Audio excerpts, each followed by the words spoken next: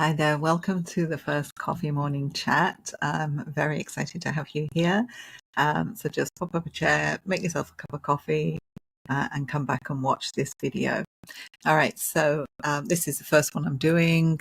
This will get better as I get more used to this, I'm sure, but I just wanted to share some insights into running a business, and it's just things that pop into my head as the day goes on, and that's what I'll share with you every day.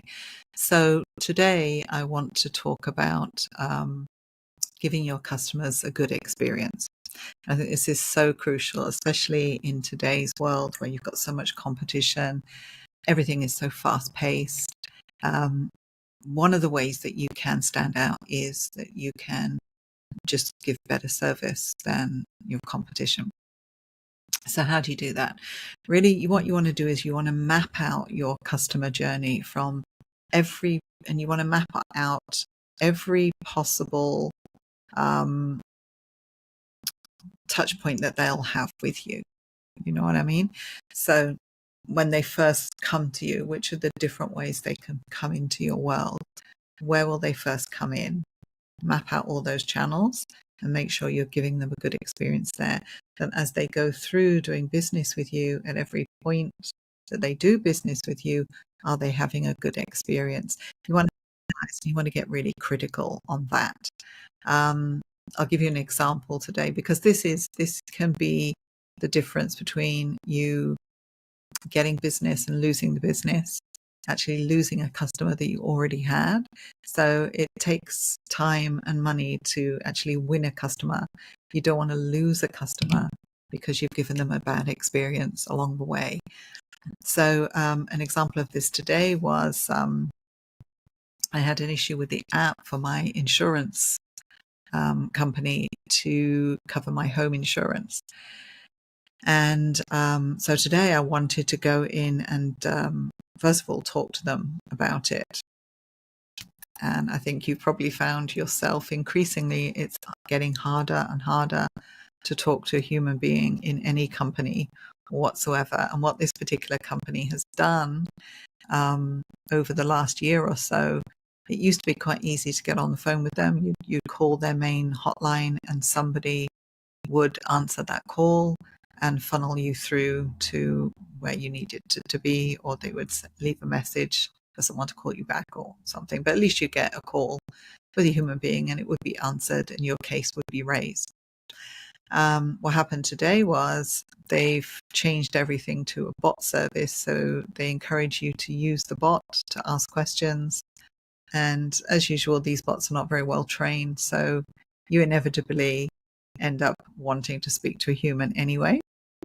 So that happened. I ended up calling the line. And I literally was on the call for half an hour, just waiting to be put through. I didn't actually get to speak to anybody. I just got the same repeated message over and over again. And it wasn't just that it was the same repeated message. It had a lot of static in the recording. So it was really irritating to listen to. And even if I put it on the lowest volume possible so that I could still hear it, just in case someone did pick up the phone, it was still crackling away. It was really, really irritating. Anyway, I waited for half an hour on the phone. So that's costing me money to call them, but I didn't get to speak to anybody. And the reason for that is that they've obviously decided to rely now a lot on the bots, and they've reduced the number of staff that they have actually speaking to humans, right? Speaking to their customers. So there was nobody on the line to answer my call. So what happened there was that within those 30 minutes, I got online and I found another company and I signed up for a similar insurance policy with another company. Just because I just got fed up of waiting. And with this particular company I'd been with them for over 20 years. I just renewed my housing policy every 3 years for 20 years. And they lost me today because I couldn't get to speak to a human. I couldn't get served. And when I left a message, because the bot couldn't help me, and they put me through to, okay, fill out this form. So I filled out the form, and I got an automated response from that they would get back to me in 5 working days. 5 working days is just not acceptable if you're wanting to speak to somebody now, right? So you've got to think of things like this. Are you going to lose a customer? Very often it's on that first point of contact that you lose customers because they're just not getting served straight away. So think of all of the different experiences, but just that first one. You want to think about as they go through all of your services. Are you really giving them a good experience? Would they want to come back and work with you again?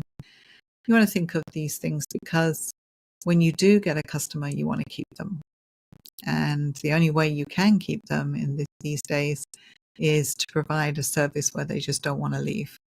And even if you put your prices up, or even if someone else is cheaper, they'd rather stay with you because they enjoy the service that you provide. That's the kind of level you want to be looking at. Keep your customers by really being cognizant, just knowing what it is you offer and where they're going to be dealing with you at every point along the way, whether it's by phone, whether it's by email, whether it's a chatbot that you've got on your website. And if you can't respond to the chatbot, I would suggest removing it. And I'm thinking of doing that with mine actually, because I'm not able to get to customers quick enough.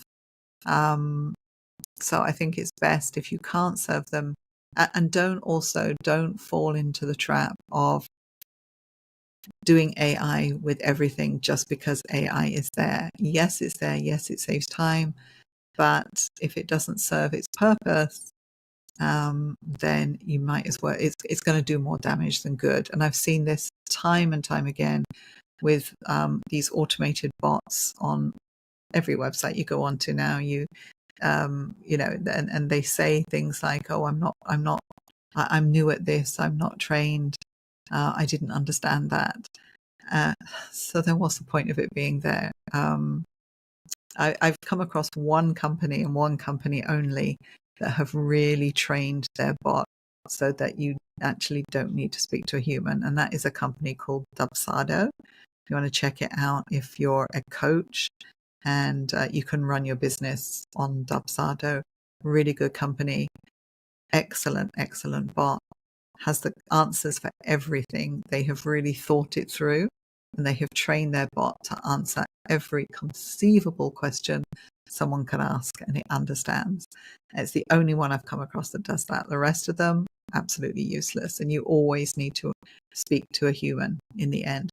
So my question there will be, since you know you're going to get passed to a human in the end anyway, you might as well not waste your customers' time making them jump through hoops and answer question after question after question just for them to choose the option, please put me through to human, because they will at the end, because that's all they want. They want to speak to someone who's going to answer their questions and give them what they phoned up for in the first place. So just be aware of that and think about, I'll give you another example actually of this. This is years and years and years ago. I was teaching English at the time, and I was tutoring a lady whose husband, I can't remember what type of company it was now, but her husband was in charge of the company. He was running the company, and he had authorized the use of, at that time, it was just an automated phone answering system where you press the numbers and you go to one department, press another number, etc. So you go around in circles pressing numbers, trying to get through to somebody. So at the initial point that he engaged the company to roll out this service, he thought it was a good idea. But he had never really experienced this himself, because his wife would usually take care of all the admin for the household. She would be the one phoning companies to deal with query, asking questions and getting the questions answered. He never usually picked up the phone, so he didn't have any experience of this. So one day she was busy and he had to do it. So he was on the phone with the company, going through all these button pressing.